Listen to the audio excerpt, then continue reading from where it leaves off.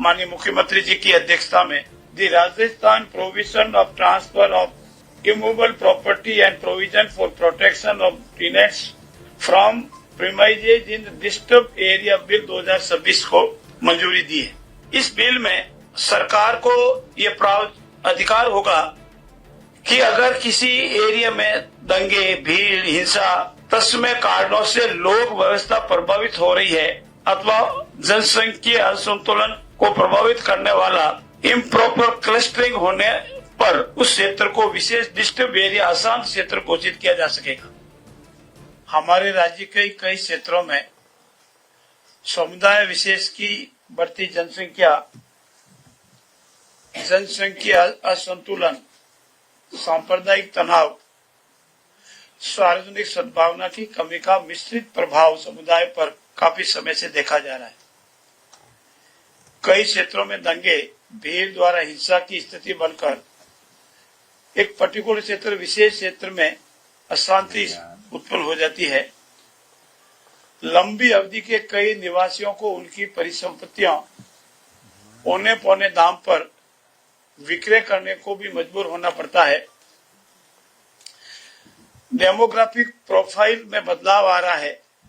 उपरोक्त स्थिति में इन सब को नियंत्रित करने के लिए विशेष विधि की काफी समय से आवश्यकता महसूस की जा रही थी और सरकार पे भी ये बार बार सभी लोगों से ये आग्रह आ रहा था कि इस संबंध में सरकार कोई न कोई कानून लावे ताकि ये जो घटनाएं, दुर्घटनाएं, सांप्रदायिक तनाव,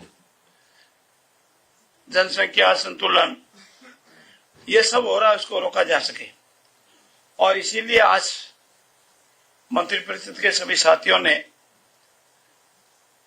माननीय मुख्यमंत्री जी की अध्यक्षता में the Rajasthan provision of transfer of immovable property and provision for protection of tenants from premises in disturb area bill 2026 को मंजूरी दी है और आगामी विधानसभा में इसे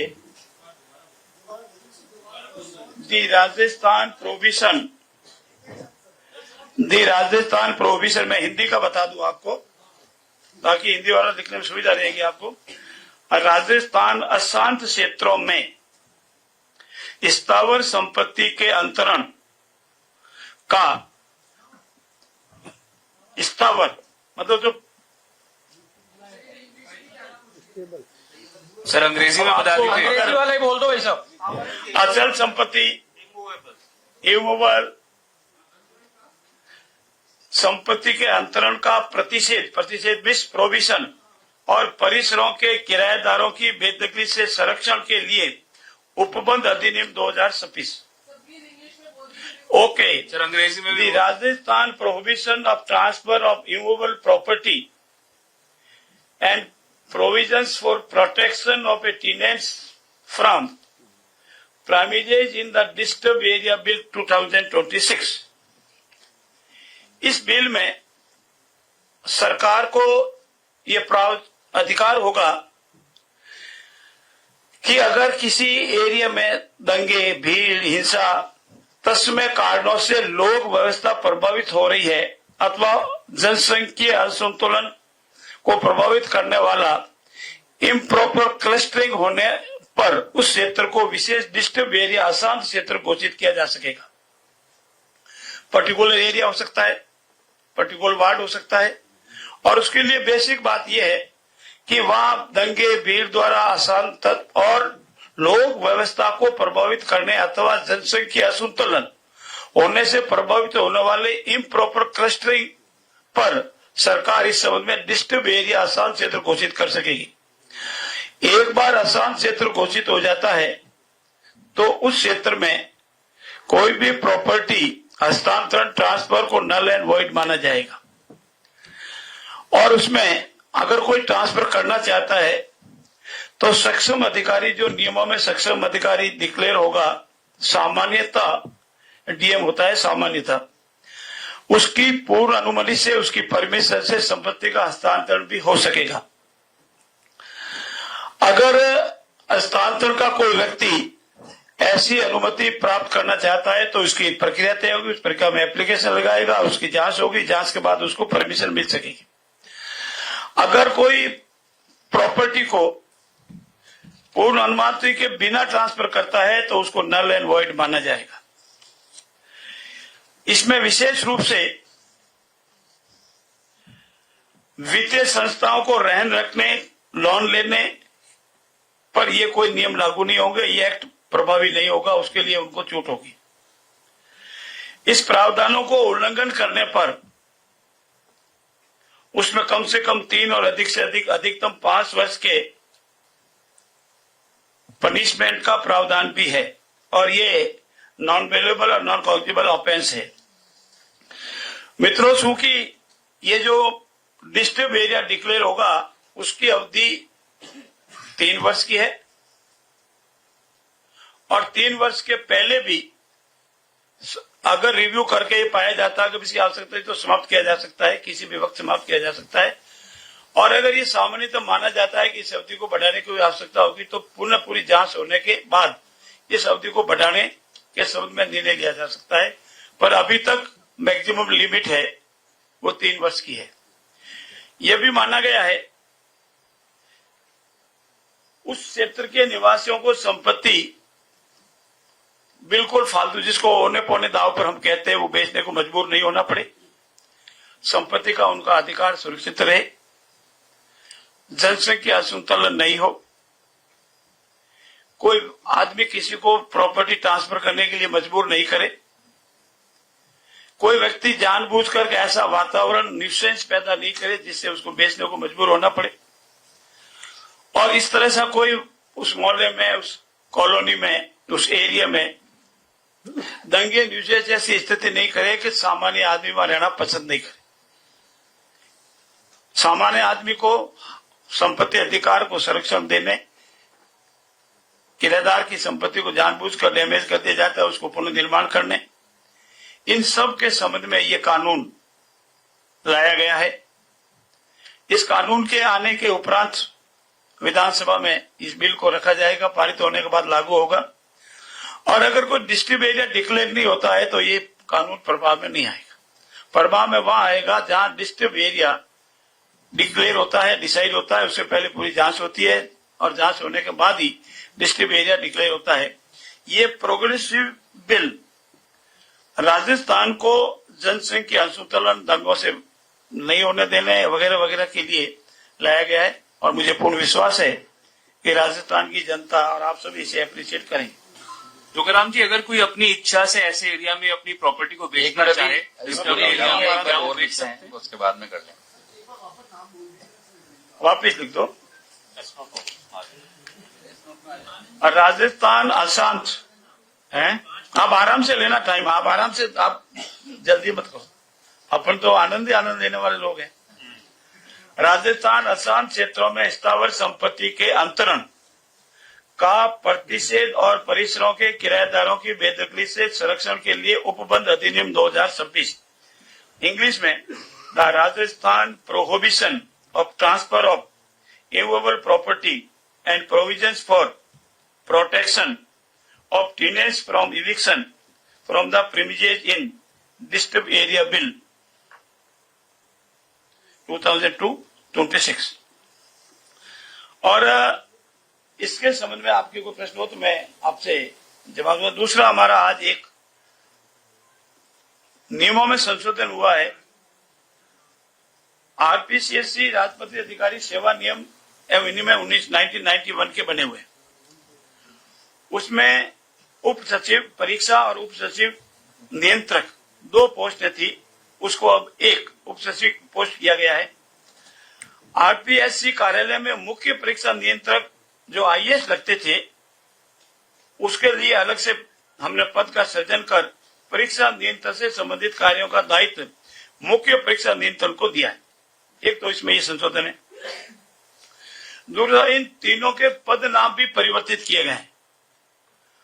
अब आयोग के उप सचिव स्तर के अधिकारी को कार्य विभाजन पदनाम के बजाय आयोग की आवश्यकता के अनुसार इसमें विभाजन किया जाएगा, और आरपीएससी के सहायक सचिव, निजी सचिव संवर्ग के जितने भी हमारे डिप्टी सेक्रेटरीज है, अब वो उनका प्रमोशन 10:1 की रेशियो में होगा। पहले ये 3:2 की रेशियो में था, और चूंकि हमारे एक वर्ग के अधिकारी बिल्कुल 2 रह गए हैं, इसलिए इनके प्रमोशन को प्रोटेक्ट करने के लिए ये लाया गया है। आरपीएससी के सेक्रेटरी अथवा ऐसे कोई भी अधिकारी को राजस्थान लोक सेवा आयोग द्वारा सदस्य नहीं है, उसका अनुवादी अधिकारी संबंधित सेवा का प्रमाणीकरण होगा। ये बिल लाया गया है। दूसरा, राजस्थान सिविल सेवा आचरण नियम 1997 में संशोधन किया गया है। आप लोगों को जानकारी होगी कि पूर्व में बाल विवाह अधिनियम था, उसमें नाबालिग की डेफिनेशन थी। अब चूंकि ये नया बिल आ गया है और इसीलिए अब इसमें 21 वर्ष और 18 वर्ष की जो आयु थे उसको प्रतिशत के लिए इसमें संशोधन किया गया है। इसमें इतना ही था क्योंकि वो एक्ट एबोलिश हो चुका है। आप सबको धन्यवाद। ध्यान करूंगा कि वो अपना विषय रखें। नमस्कार सभी प्रेस के साथियों को। आज मुख्यमंत्री जी की लीडरशिप में कैबिनेट की बैठक हुई। सभी कैबिनेट के मंत्री से चर्चा होने के बाद में कुछ महत्वपूर्ण बिंदुओं के ऊपर निर्णय हुए हैं। उनमें से कुछ बिंदु मैं आपके सामने रख रहा हूं। सबसे पहले, राजस्थान को उद्योगों के अंदर एक प्रभावी राज्य बनाने के लिए और राजस्थान के नौजवानों को एक उनके लायक एम्प्लॉयमेंट अपॉर्चुनिटी देने के लिए एक और कदम राजस्थान सरकार ने आज लिया है। राजस्थान एरोस्पेस और डिफेंस पॉलिसी 2026 को लागू करा है। आप जानते हैं कि देश के अंदर डिफेंस का बजट बढ़ रहा है, तकरीबन 6 लाख करोड़ से भी ज्यादा का है, और उसके अंदर प्रधानमंत्री मोदी जी ने स्पष्ट कर दिया है कि रक्षा में आत्मनिर्भरता कोई ऑप्शन नहीं है बल्कि अनिवार्यता है, मैंडेटरी है। नेशनल सिक्योरिटी भी हो, आर्थिक प्रगति भी हो और हाई स्किल जॉब भी भारतीयों को मिले, राजस्थानियों को मिले।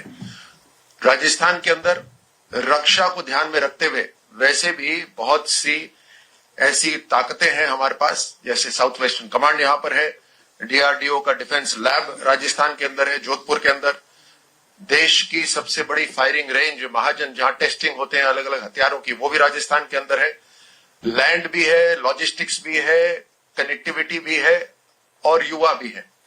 अब उसको ध्यान में रखते हुए ये पॉलिसी लागू की गई है। इसके अंदर high skill youth employment opportunity यहां पर मिलेगी।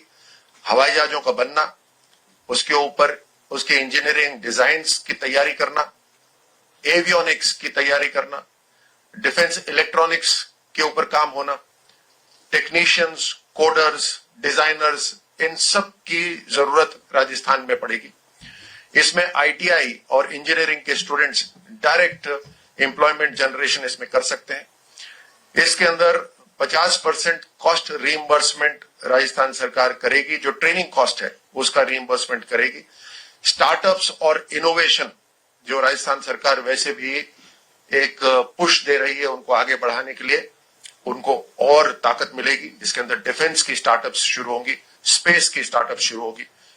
राजस्थान सरकार इस पॉलिसी के माध्यम से कैपिटल सब्सिडी देगी, इन्वेस्टमेंट का सब्सिडी देगी, टर्नओवर लिंक्ड इंसेंटिव देगी, और इसमें जो प्रोजेक्ट्स आएंगे उन प्रोजेक्ट्स को हमने 3 भागों में डिवाइड करा है। सबसे पहले लार्ज प्रोजेक्ट्स, फिर मेगा प्रोजेक्ट्स, फिर अल्ट्रा मेगा प्रोजेक्ट्स, और उसी हिसाब से उनको सहायता भी दी जाएगी। दूसरा बड़ा निर्णय जो हुआ है वो है सेमीकंडक्टर पॉलिसी जो राजस्थान सरकार ने लागू करी है। सेमीकंडक्टर्स, आप जैसे बखूबी जानते हैं कि हर वस्तु जो हम सब इस्तेमाल करते हैं, मोबाइल फोन से लेकर एयर कंडीशनिंग से, टेलीविजन से, गाड़ियों से, हर जगह सेमीकंडक्टर इस्तेमाल होते हैं।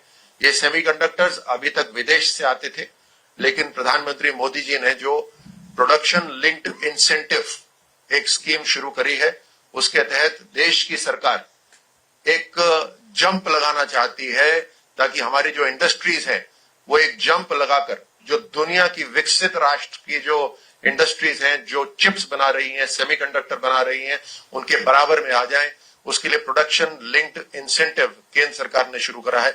उसी के साथ कदम से कदम मिलाते हुए राजस्थान सरकार ने भी सेमीकंडक्टर पॉलिसी लागू करी है। ये जैसे मैं कह रहा था, defence, electronic vehicle, mobile, telecom हर जगह इस्तेमाल होगी। ये पॉलिसी राजस्थान को 21वीं सदी के अंदर पूरी तरह से स्ट्रैटेजिक इकोनॉमी के अंदर लाके खड़ा करेगी। इसके अंदर चिप्स का डिजाइनिंग होगा, टेस्टिंग, क्वालिटी लैब्स बनेंगे, पैकेजिंग और एडवांस्ड मैन्युफैक्चरिंग होगी, ऑटोमेशन होगा, एआई इनेबल्ड और क्लीन रूम ऑपरेशंस होंगे। लोकल एमएसएमईज को भी इसके अंदर बहुत मजबूती मिलेगी, क्योंकि इन बड़ी कंपनीज को जो सप्लाई चेन होती है, उस सप्लाई चेन के अंदर छोटी छोटी कंपनीज होती हैं जो स्पेसिफिक प्रोडक्ट्स बनाकर इन बड़ी कंपनीज को सप्लाई करती हैं। इसमें हमने उनको कैपिटल सब्सिडी दी है, इंटरेस्ट सबवेंशन दिया है, फ्लेक्सिबल लैंड पेमेंट दिया है जो 10 साल तक वो कर सकते हैं with upfront only 25%। Single window clearance system जो हमारा है राजनिवेश, उसके माध्यम से ये कंपनीज अप्लाई कर सकती हैं। इस दोनों पॉलिसीज से जो राजस्थान के अंदर हमने निवेश का जो एक कदम बढ़ाए हैं, जिस तरह से इंडस्ट्रियलाइजेशन हो रही है, एम्प्लॉयमेंट जनरेशन हो रही है, उसको और सहायता मिलेगी और राजस्थान एक प्रिडिक्टेबल और भरोसेमंद अर्थव्यवस्था बन के तैयार हो जाएगी। धन्यवाद। अब मैं माननीय मंत्री महोदय सुमित गोदारे जी से निवेदन करूंगा कि अपना विषय। माननीय मुख्यमंत्री श्री भजनलाल शर्मा जी के नेतृत्व में जिस तरह राजस्थान ऊर्जा क्षेत्र में क्रांतिकारी परिवर्तन की ओर दिशा में बढ़ रहा है, उसी क्रम में आज कैबिनेट में अक्षय ऊर्जा को बढ़ावा देते हुए सौर ऊर्जा के लिए 2 प्लांट्स के लिए बीकानेर में लाखूसर और जैसलमेर में रामगढ़ के लिए भूमि आवंटन किया गया। और हम ये देखते हैं कि जो राजस्थान में बिजली की समस्या रहती थी 2 वर्ष में, जो किसान हमें और आम उपभोक्ता कहता था, किसान कहता था 6 घंटे लाइट नहीं मिलती, अब स्थिति उस दिशा में जा रही है। किसान कहता है 6 घंटे लाइट तो मिल रही है, अब दिन में लाइट का उसका रुझान इतना बढ़ा है। ये सबसे बड़ा परिवर्तन राज्य में आया कि आम उपभोक्ताओं को बिजली घर में पूरे 24 घंटे मिल रही है और किसान दिन में बिजली की ओर बढ़ रहा है। ये सब सौर ऊर्जा में जो सरकार द्वारा विशेष फोकस किया गया, उसी कड़ी में आज इन भूमि का आवंटन किया गया। साथ ही मंत्रिपरिषद में आज 23 जनवरी से ग्राम उत्थान शिविर आयोजित किए जाएंगे, उसकी चर्चा की गई। ग्राम उत्थान शिविर प्रधानमंत्री श्री नरेंद्र मोदी जी के गरीब युवा अन्नदाता एवं नारी शक्ति GYN के कल्याण के मूल मंत्र को आत्मसात करते हुए GRAM Rajasthan global Rajasthan agro tech meet GRAM 2026 का आयोजन किया जा रहा है। उसके तहत किसान और पशुपालकों की सहभागिता रहे, उसके क्रम में शिविर आयोजित किए जाएंगे प्रत्येक गिरदावर सर्किल में 23 तारीख से। और उसमें शिविर आयोजित किए जाए उससे पहले 22 जनवरी को ग्राम सभाओं का आयोजन किया जाएगा, ताकि इसमें उत्थान शिविर में होने वाली गतिविधियों के बारे में विस्तृत जानकारी मिल सके।